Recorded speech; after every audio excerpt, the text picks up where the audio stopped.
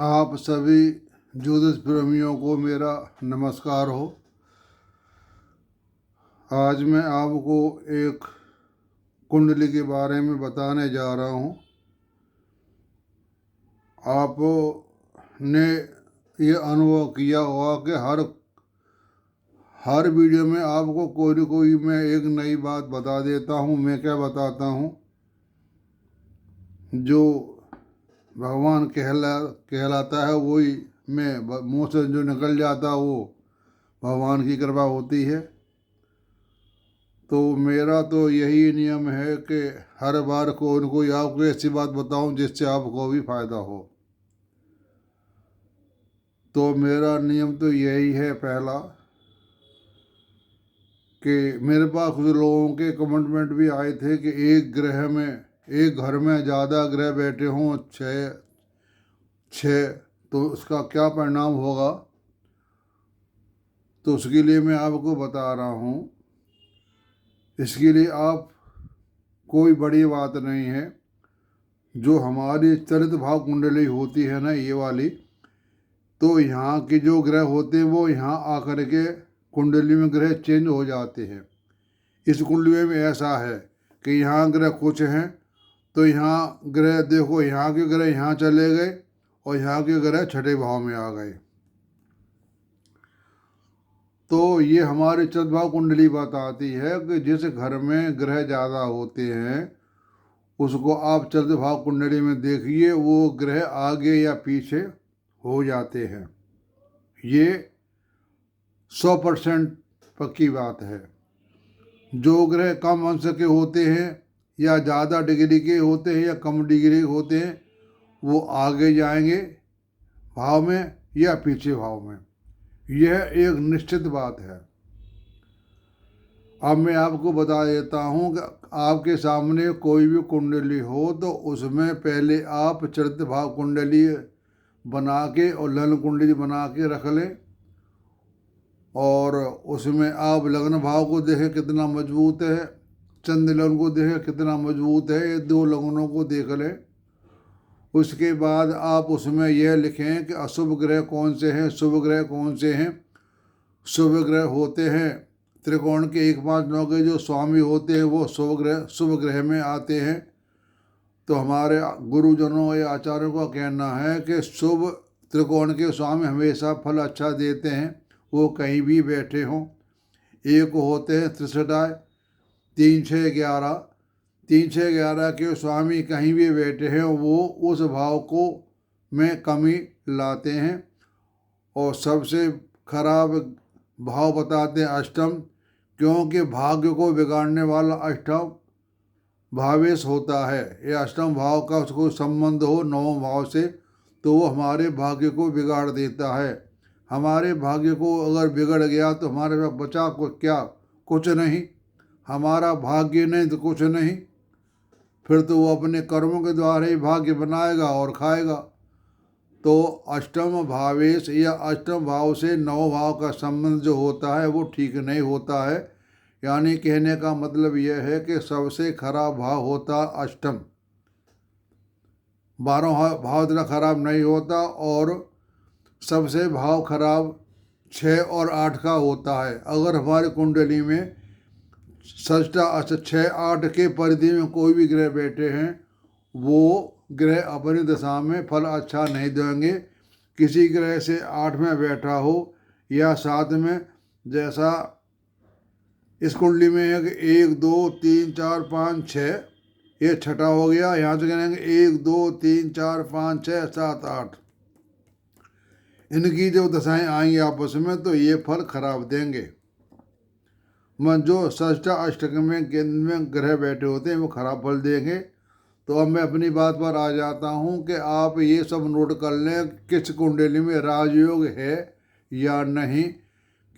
और सबसे मेन बात, मुख्य बात मैं आपको बता देता हूँ कुंडली का राज रहस्य, कि कुंडली का मेन रहस्य क्या है वो मैं आपको आज बता देता हूँ। जन्म कुंडली में कोई भी ग्रह अपनी राशि में कितने ग्रह बैठे हैं वो नोट करें, और कालपुरुष कुंडली के हिसाब से कितने ग्रह अपने भाव में बैठे हुए हैं।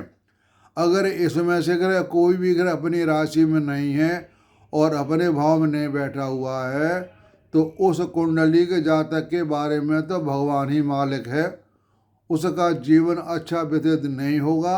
नंबर 2, चंद्रमा गुरु को जरूर देखें आप। चंद्रमा गुरु का जो संबंध होता है 1-4-10 में, लग्न में कहीं भी बैठे हों उनका संबंध केंद्र से केंद्र में आना चाहिए, उसे कहते हैं गज केसरी योग। गज केसरी योग सबसे अच्छा काम करता है। जैसे हमारे अमिताभ बच्चन की कुंडली है, उसमें सारे ग्रह करीब 5-6 ग्रह बैठे हुए अष्टम भाव में, लेकिन वो ग्रह भावचित्र कुंडली में 3 ग्रह 9 भाव में पहुंच जाते हैं, यहाँ चढ़ के यहाँ पहुंच जाते हैं। और उस कुंडली में गजकेसरी योग भी है और गुरु उच्च के बैठे हुए हैं। ये 2 योग ही अमिताभ बच्चन को इतनी ऊंचाई तक ले गए। तो एक ग्रह घर में 5 ग्रह 6 ग्रह बैठना कोई खराब बात नहीं है। उसमें अगर कोई 2 योग कोई राजयोग अच्छे बन गए और खराब घर में बैठे हुए ग्रह, जैसे हमारे खराब ग्रह ये है और यहाँ पहुँच गए तो उसका राजयोग कारक बन जाएगा। यानी केंद्र त्रिकोण का संबंध जब बन जाता है या त्रिकोण में ग्रह बैठ जाते हैं वो बल अच्छा देते हैं। यही हुआ अमिताभ बच्चन की कुंडली में। मैं आपको बता देता हूँ, आप चेक कर लेना जो आपसे मैं बात बता रहा हूँ। तो ऐसा कुछ नहीं है कि एक ग्रह में घर बैठ जाओ तो क्या होगा। एक सज्जन ने मुझसे कहा था कि मेरे ग्रह 12वें भाव में बैठे हुए हैं, तो मैंने उनको मैसेज लिख करके भेज दिया, आप चंद्र भाव कुंडली में देखिए आपके ग्रह वो तो या तो लगन में बैठ गए होंगे आकर के या 11वें भाव में आगे बैठ गए हों। दोनों भाव अच्छे होते हैं। 11 भाव का होता है, लगन तो हमारा मेन होता ही है, केंद्र का और त्रिकोण का दोनों का मेन जो है वो लगन भाव होता है और 11 भाव होता है हमारे कुंडली का निचोड़ को। हमारे जो कुंडली में मिलता है जब तक 11वें भाव का संबंध नहीं बनेगा तो उसको किसी काम में सफलता नहीं मिलेगी। ये 11वें भाव का विशेषता है। विशेषता तो हर भाव की होती है। तो अब मैं और आप उसमें शुभ ग्रह नोट कर लें, पाप ग्रह नोट कर लें, राजयोग कार्य ग्रह नोट कर लें, अपने भाव में ग्रह कोई बैठा है वो नोट कर लें, अपनी राशि में कोई ग्रह बैठा है वो नोट कर लें, और राहु के नज़दीक जो ग्रह बैठे उनको नोट कर लें, और जो नीच का कोई ग्रह बैठा है वो नोट कर लें। ये आप सारी बात नोट करके फिर कुंडली का हम अध्ययन करते हैं। अब सुनिए आप, ये कुंडली है मीन लगन की। इसमें 4 ग्रह बैठी हो, 5 केतु शनि शुक्र सूर्य बुध। इसका जन्मदिन है 23 मार्च 1997।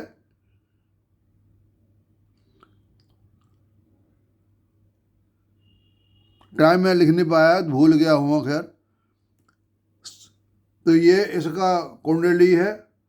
और अब हम देखते हैं इसमें कोई इसके जो पाप ग्रह हैं वो हैं आपके सूर्य शनि बुध शुक्र, और शुभ ग्रह हैं चंद्र मंगल गुरु त्रिकोण के स्वामी, और त्रिशराय के स्वामी ये सूर्य शनि बुध हो गए 1 2 3।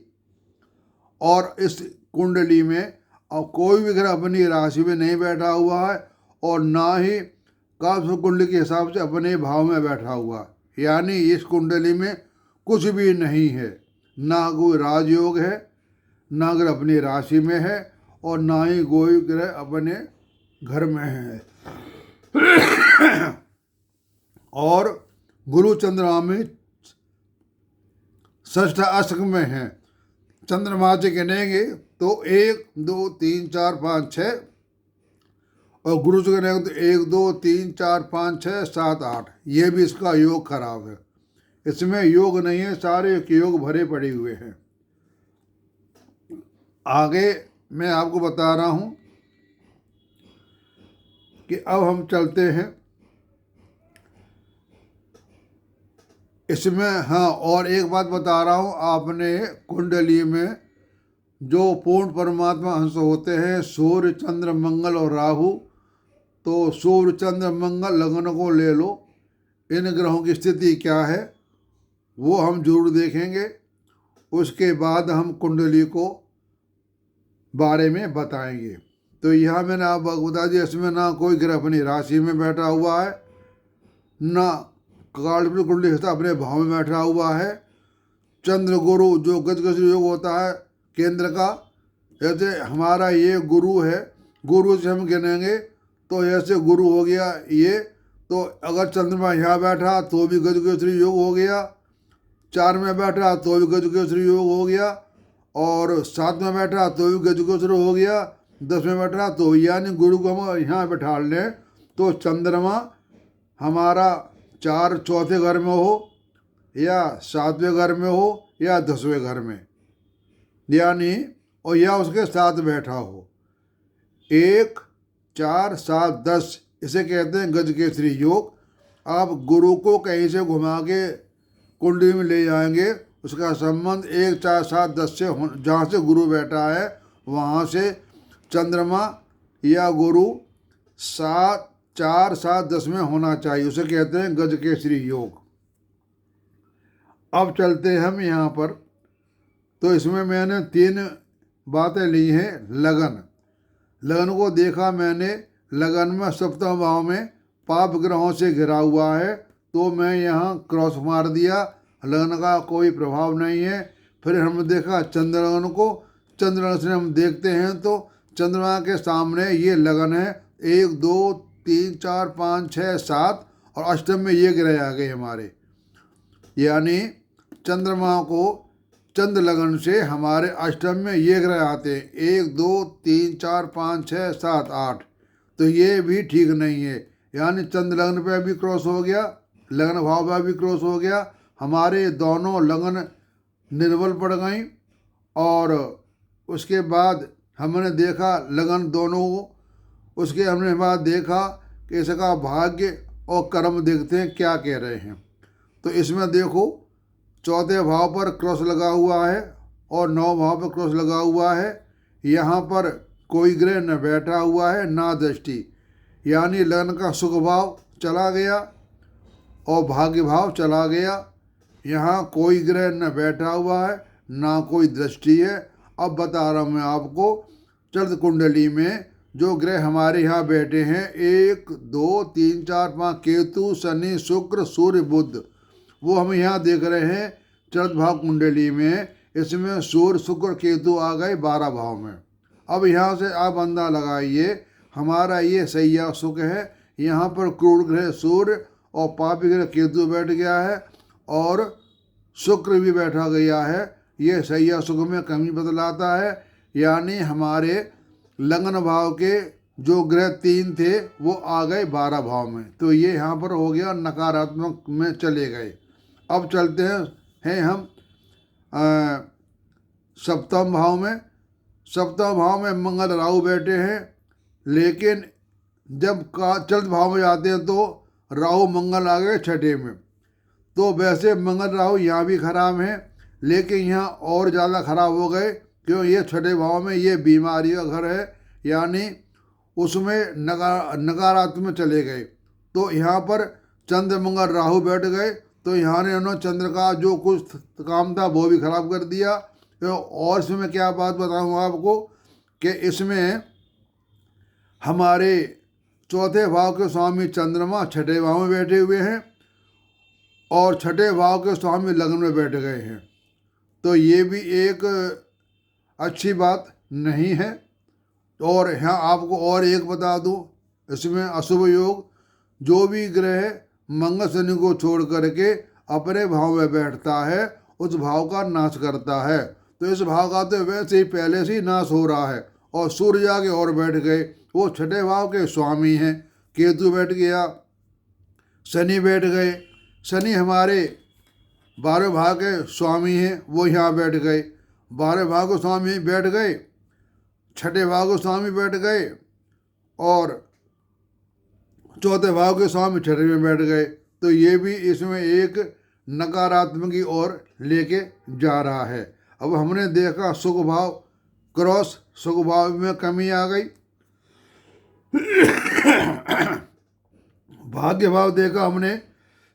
भाग्य भाव में 9 भाव में कोई ग्रह नहीं बैठा हुआ है तो क्रॉस मार दिया। भाव इसका है मंगल, मंगल इसको नहीं देख रहा है, यहाँ क्रॉस मार दिया। और इसके जो कारक गुरु हैं तो गुरु बैठ गए यहाँ पर, गुरु यहाँ पर बैठ गए हमारे, तो भाव भी पिट गया, भाव पिट गया और कारक 11 भाव में बैठ गए। तो ये 11 भाव होता है, ये भी एक पापी ग्रह में आ गया, यानी गुरु भी पाप ग्रह में चले गए।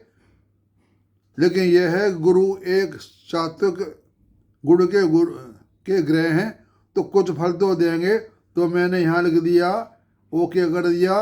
तो भाग्य भाव को 25% की मैं वृद्धि बता रहा हूँ। अब चले सप्तम भाव पे। सप्तम भाव में ग्रह पाप ग्रह बैठे हुए हैं, ये क्रॉस कर दिया। भावेश इसका है बुध, सामने बैठ गया, हमने क्रॉस कर दिया क्योंकि इसको भावेश देख रहा है तो क्रॉस राइट कर दिया। और कारक इसके हैं शुक्र, भाव को देख रहे हैं, ये भी यहाँ हमने क्रॉस कर दिया। तो सप्तम भाव का भी सुख 25% हो गया, यही 25 और यही 25। अब चलते हैं हम 11 भाव पे।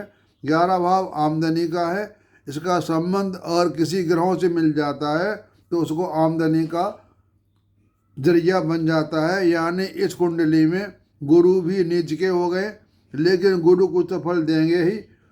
तो इसलिए मैंने यहाँ पर 11 भाव में भी इनको 25% का वृद्धि कर दी है, इनको 25% इसके अंदर मिलेगा। तो ये यहाँ पर कमी आ गई, तो सुख भाग्य और सैया सुख की कमी आ गई। जीवन का सुख 25% इनको मिलेगा। तो ये मैंने आपको यहाँ लिख दिया। इनके चंद्र लगन तथा लगन भाव निर्बल है तथा ग्रहों की स्थिति ठीक नहीं है, इसलिए जीवन सुख में कमी आएगी। और यहाँ मैंने लिख दिया है 6ठे भाव में पंचमेश चंद्रमा बैठ गया तथा 6ठे सूर्य लगन में बैठ गया, दोनों अशुभ हो गए। और मंगल नवमेश सप्तम भाव में बैठ गया, अशुभ। लगनेश बुध शत्रु राशि में बैठ गया, ये मीन राशि में बुध बैठे हैं, ये भी ठीक नहीं है। अशुभ शुक्र की मीन राशि में गुरु अशुभ है, यानी मीन शुक्र और गुरु महाराज दोनों ही ब्राह्मण हैं, दोनों ही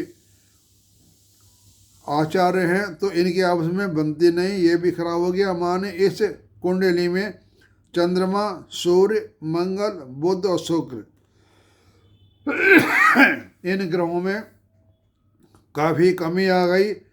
और गुरु भी अशुभ है, लेकिन हमने चंद्रमा गुरु एक सात्विक ग्रह हैं तो इनको हमने कुछ फल तो ये अच्छा देंगे ही।